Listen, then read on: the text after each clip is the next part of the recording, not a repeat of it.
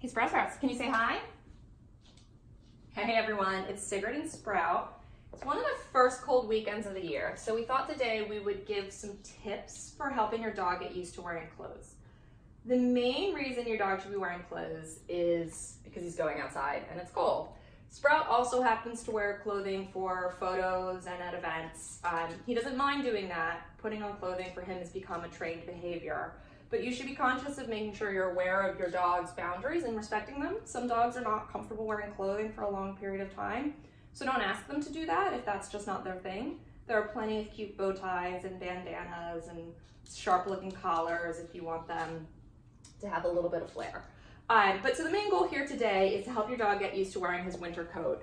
If you've got a dog who's got short hair like this, particularly if they're small like Sprout, wearing a coat can be pretty necessary in the cold, windy winters. All right, first tip is making sure that your dog's clothing fits well.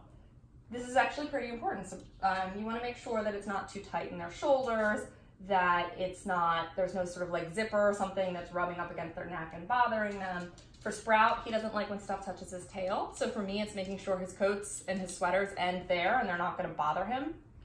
If you have a dog with longer hair too, you want to be conscious of how the coat fastens. So like this coat from Max Bone has snaps, which is probably a lot safer for your dog than something with Velcro or a zipper where your dog's coat could get stuck in the fastener. So once you have something that fits your dog well, you're just going to approach wearing it like you would teaching them any other new behavior. And so the first thing we're going to do is we're going to, reward them for showing any interest in this item. Good. So he's coming over, he doesn't mind the sweater, he's getting treats. And then eventually I'm just going to, okay, calm down. I'm gonna have the treat sort of in the head hole. Good. Boop. And he sort of has it on and he's feeling okay. I'm gonna take it off. And we're gonna do that again. We're just gonna feed the dog through the head of the sweater. And then we're gonna put it on. And you just keep doing that. You'll wanna do this for more repetitions than just twice, but as your dog gets more comfortable doing this, they're building these positive associations with this like new weird garment. It's not weird for them, it's something that has positive associations. And then the only way hey, it's ready, one paw, good, two paw, good. By the way, I don't know how to teach that other than just repetition. Sprout does that too with his harness. This is his one paw and this is his two paw. And just over time, he's learned to pick up his legs himself to get dressed. So that's just another repetition thing. So your dog's in a sweater, he's feeling good and happy. He has positive associations. He's ready to go outside. You may want to even practice having your dog wear the coat in the house or the sweater in the house or doing other fun things with it.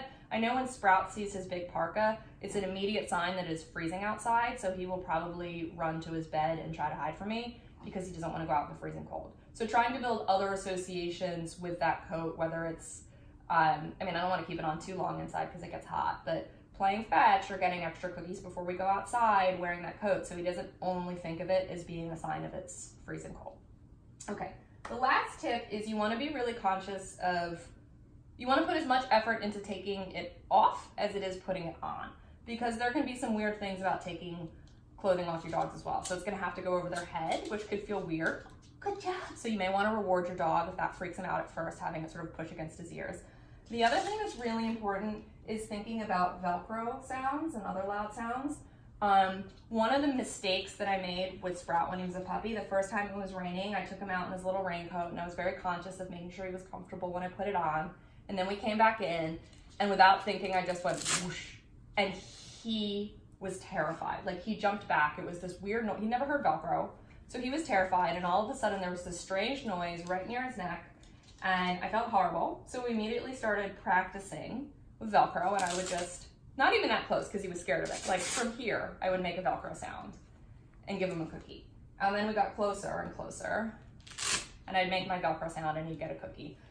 And then eventually, even the next few times he wore it, as I took the coat off and made the Velcro sound, I would give him a treat. So that eventually that weird noise for him was less about some scary unknown sound of doom. It was like a happy sound of, it was either just something normalized or it was something that had good associations, i.e. he heard this weird noise and then he got a cookie.